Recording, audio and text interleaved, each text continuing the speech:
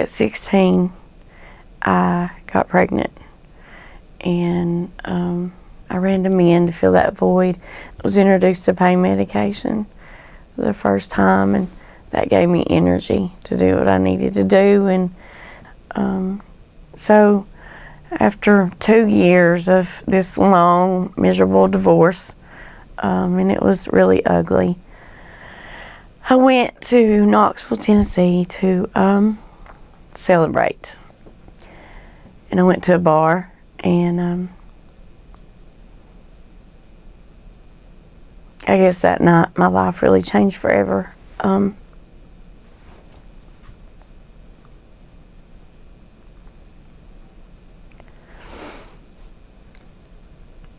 don't remember a whole lot, but I left the bar that night with a man, and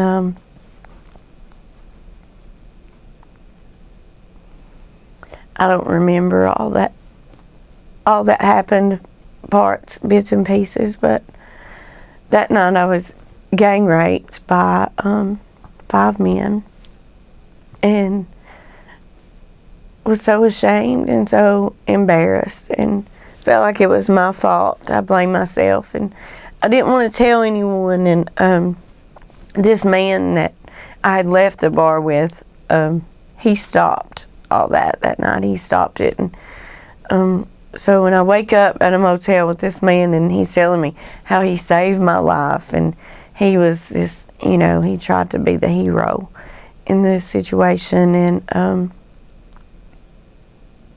that shame and that guilt, I'll never forget. I wouldn't talk about it, and I told him not to talk about it. And it didn't take me long to realize that this guy was not going to let me go home to my 3 children and my parents. He was not going to let me leave. And I was lost. I didn't know what to do. I mean, it's such a terrifying feeling. I was threatened. If you try to go home, if you try to leave me, I'll kill your family. And it was just terrible. But for 6 months, we lived in a car. We lived in my car. And if he went to the bathroom, I went to the bathroom. He did crack cocaine. He smoked crack. And so I thought, okay, if that's what I had to do to, or that was the choice I made, I guess, to not think about my children and my family, because I couldn't go home. I was afraid of him. I was so afraid. I'd seen him hit people for speaking to me, and backed into somebody's car for looking at me, and it was horrible. But there was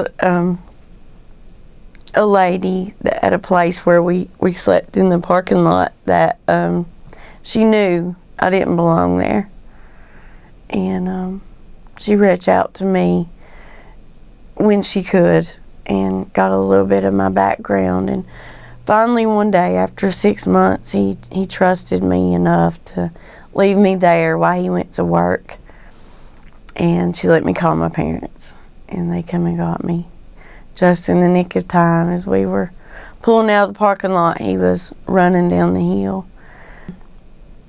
I couldn't get over the fact that I had left my children, not thinking about, I just blamed myself, and I couldn't get past that pain, because I could just see the pain in their eyes. But so for years after that, I numbed the pain with pain medication, and it got more and more and more out of control. Eventually, I started to sell drugs, and would do anything I had to do to get my next fix, to make sure I could get out of bed the next day, or I could go to sleep that night. I stayed from motel to motel, or drug dealer's house to a different drug dealer's house, and my oldest son had a daughter, and he said, "Mom, I'm done. You cannot come around my child. You cannot come around me and my wife until you get some help. And sitting in a motel once again, and I didn't have anywhere to go. The money was gone, and even the people that sold me drugs, the people that I did the worst things with, they wanted nothing to do with me anymore. I remember my dad telling me, "You've got to go to Women at the Well." As we were driving up that mountain, I think I cussed my parents the whole way. Didn't want to go, but that was my only option at that time. And that is the place where I truly found Jesus. When he died on the cross, he took my guilt and my shame and every sin and every disease and everything. I'm a new creation, and as I sit here and talk about this stuff, that person is dead. I'm not her anymore, and it's like I'm talking about another person. My kids are so proud of me today. My oldest son wouldn't speak to me at all for months, but they're very proud of the mother they have today. How great the love of Jesus Christ.